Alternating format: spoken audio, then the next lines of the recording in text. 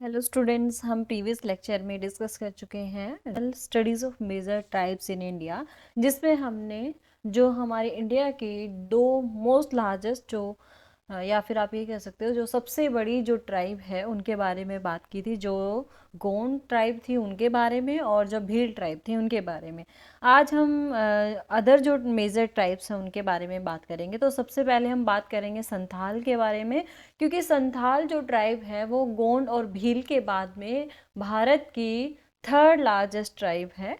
और ऐसा माना जाता है कि इस ट्राइब का जो उद्गम है वो द्रविड़ से हुआ है, या फिर ये जो द्रविड़ शब्द है ये कहाँ से लिया गया है, जो ऑस्ट्रिक भाषा है उससे ये लिया गया है। माना जाता है कि ये ऑस्ट्रिक जो आपका ग्रुप है रेसिस का, उनसे इनका संबंध है। इसके साथ साथ जो द्रविड़ जो लोग हैं उनके द्वारा सिंधु सभ्यता विकसित की गई थी, जिसमें संथाल भी एक जो आपकी प्रिमिटिव सोसाइटी है उसका भी एक अहम रोल रहा है।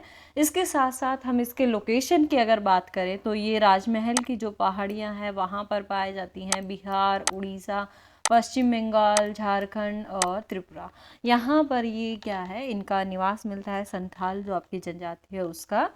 इसके बाद अगर इसकी जनसंख्या वृद्धि की हम बात करें तो प्रति वर्ष यहाँ की जनसंख्या वृद्धि दर जो है वो 1.75 है।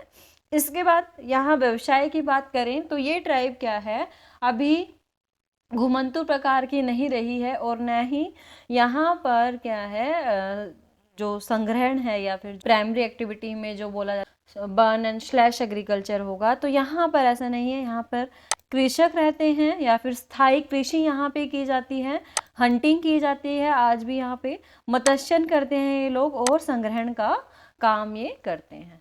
तो यहाँ पर इनके चार मुख्य व्यवसाय कृषि करना, शिकार करना, मत्स्यन, संग्रहण। इसके बाद में यहाँ पर जो विधवा विवाह भी प्रचलन में है, यानी अगर किसी यहाँ वहाँ पर कोई भी अगर मैरिड कपल है और उसमें से उसके हस्बैंड की अगर मृत्यु हो जाती है तो जो लेडी है वो दोबारा विवाह कर सकती है, पुनर्विवाह की वहाँ पे प्रथा विद्यमान है। इसके साथ साथ यहाँ पर जो सोसाइटी है वो पैट्रियार्किकल है, यानी पितृ प्रधान समाज है वहाँ पे, जहाँ पर क्या है जो घर का मुखिया होता है या जो इसमें जो सोसाइटी है उसमें जो डोमिनेंस है वो किसका है, मेल कम्युनिटी का है।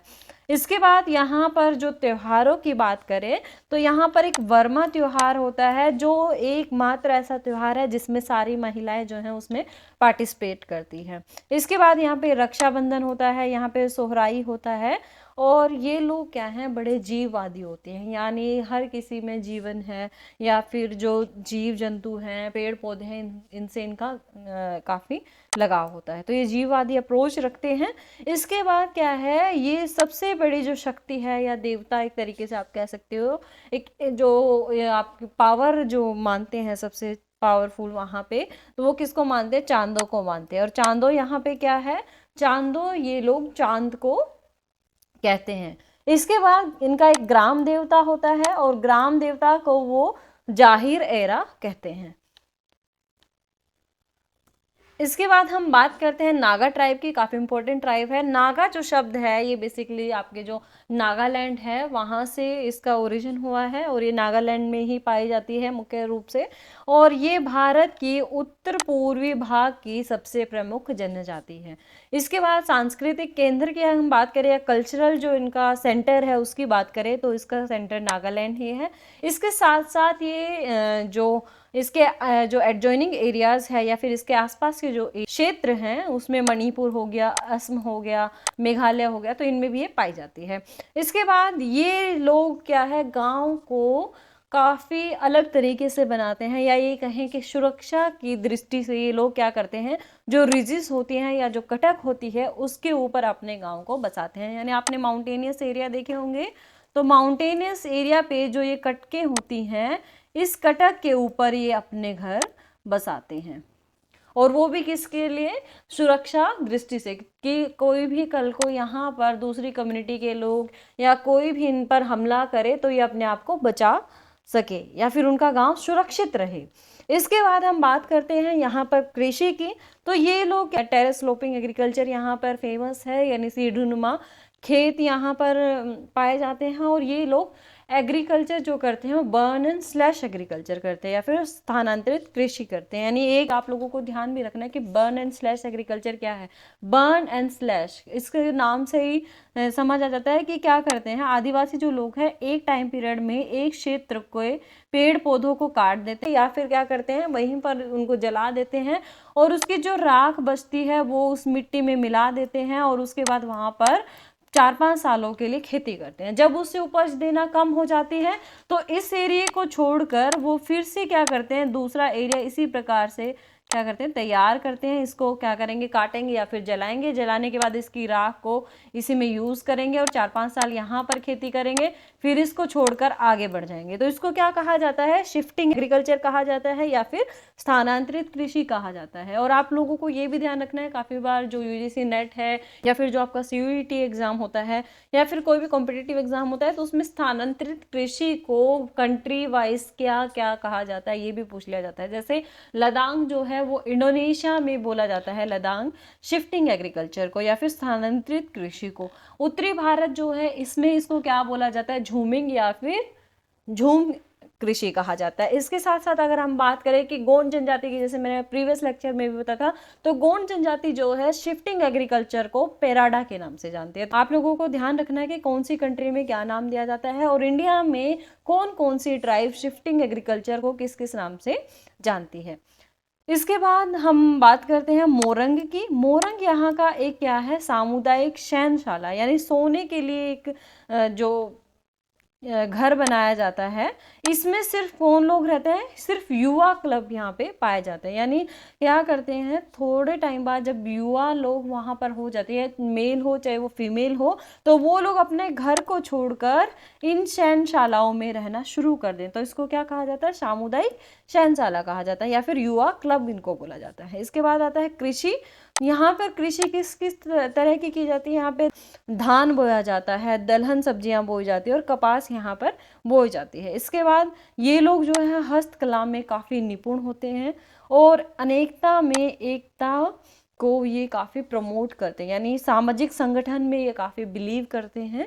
इसके बाद यहाँ पर न्यूक्लियर फैमिली की अप्रोच नहीं अपनाई जाती है, बल्कि यहाँ पर क्या है, जॉइंट फैमिली पाई जाती है। नागा जो जनजाति है इनको शिक्षा के क्षेत्र में भी काफ़ी आगे हैं। इसमें काफ़ी सारे फैक्टर्स जो हैं वो काफ़ी इन्वॉल्व होते हैं। जैसे रिलीजन की अगर हम बात करें, जो नागा ट्राइब है उसमें मोस्ट ऑफ जो पीपल है वो क्या है, आपके क्रिश्चियन जो रिलीजन है उससे रिलेटेड है। तो क्रिश्चियन जो है वो एजुकेशन को प्रमोट करता है, चाहे वो आपका मेल लिटरेसी की बात हो चाहे वो आपकी फीमेल लिटरेसी की बात हो। तो एक ये रीज़न भी है और दूसरा अन्य जो फैक्टर्स है आसपास के रीजन के, तो वो भी यहाँ पर काफ़ी एग्रेसिव है। इसके बाद हम बात करें थारू ट्राइब की, तो थारू ट्राइब जो है वो बेसिकली कहाँ मिलती है, आपकी उत्तर प्रदेश और उत्तराखंड में पाई जाती है। यहाँ इन लोगों का जो मुख्य व्यवसाय है वो भी सेम वैसा ही है जैसा आपका जो संथाल जनजाति है। यानी यहाँ पर कृषक भी है, मत्स्यन भी करते हैं, कुछ लोग शिकार करते हैं, कुछ संग्रहण करते हैं। इसके बाद ये जो जनजाति है माना जाता है कि ये किस रेसिस की है, ये मंगोलाइड प्रजाति की है या मंगोलाइड रेसिस की है। इसके बाद यहाँ पर प्रत्येक गांव में ग्राम पंचायत होती है और ग्राम पंचायत के मुखिया या गांव के मुखिया को यहाँ पर प्रधान कहा जाता है। इसके बाद ये भी सोसाइटी कैसी है, मेल डोमिनेंस सोसाइटी है। यहाँ पर जो परिवार का मुखिया होता है वो घर का सबसे बड़ा जो सदस्य है मेल वो होता है। इसके बाद यहाँ ये लोग मानते हैं अपने आप को कि ये लोग राजपूत वंशज हैं और यहाँ पर अगर हम त्यौहार या फेस्टिवल की बात करें तो होली, दीपावली, दशहरा यहाँ सबसे बड़े त्यौहार माने जाते हैं। ये लोग जादू टोना या फिर अंधविश्वास इन सब में बिलीव करते हैं, आत्मा परमात्मा में ये काफ़ी बिलीव करते हैं। लेकिन इसके साथ साथ ये लोग काफ़ी ईमानदार भी होते हैं, शांति प्रिय होते हैं और सीधे साधे होते हैं। इसके बाद पुरोहितों में ये पूर्ण आस्था रखते हैं। नेक्स्ट हम ट्राइब की बात करते हैं, टोडा। टोडा जो है वो आपकी जो आपका साउथ इंडिया है उसमें पाई जाती है, तमिलनाडु के नीलगिरी में, कर्नाटक के कुर्नूल में, इनमें ये पाई जाती है। इन लोगों का मुख्य जो काम है वो क्या है, आपका चलवासी पशुचारण है। इसके साथ साथ ये माना जाता है टोडा जो जनजाति है उस या टोडा जो शब्द है उसकी उत्पत्ति जो है वो टांड्रा से हुई है। और टांड्रा वहाँ पर ये लोग, ये जो ट्राइब है क्या मानते हैं कि टांड्रा जो वृक्ष है वहाँ के वो सबसे पवित्र वृक्ष ये लोग मानते हैं। इसके बाद इन लोगों की जो अर्थव्यवस्था है वो डेयरी उत्पादों पर आधारित है, यानी भैंसों का ये प्रजनन करते हैं और डेयरी उत्पाद का काम करते हैं। इसके बाद भ्रातृ बहुपति प्रथा है और पितृ प्रधान समाज यहाँ पर पाया जाता है। टिकिराज की यहाँ पे पूजा की जाती है। तो ये थी आपकी basically major tribes in India. और इसके साथ साथ कुछ माइनर ट्राइब्स भी होती हैं इंडिया में, लेकिन जैसे ही आपका सोशल एंड कल्चरल ज्योग्राफी का जो पैटर्न होता है सिलेबस का, तो उसके अकॉर्डिंग मेजर ट्राइब्स अलग से दिया होता है, माइनर अलग से दिया होता है।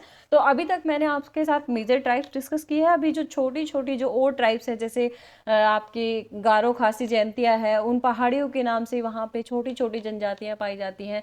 गारो जनजाति हो गई, खासी जनजाति हो गई, और आपकी जो जयंतिया पहाड़ी है वहाँ पे पाई जाने वाली जो जनजातियाँ हैं। इसी तरीके से आपका जो आपके सेवन सिस्टर्स हैं उनमें भी काफ़ी सारी जो जनजातियाँ है वो पाई जाती है। तो इनके बारे में हम बात करेंगे हमारे नेक्स्ट लेक्चर में। मिलते हैं हमारे नेक्स्ट लेक्चर में, तब तक के लिए आप सभी को थैंक यू।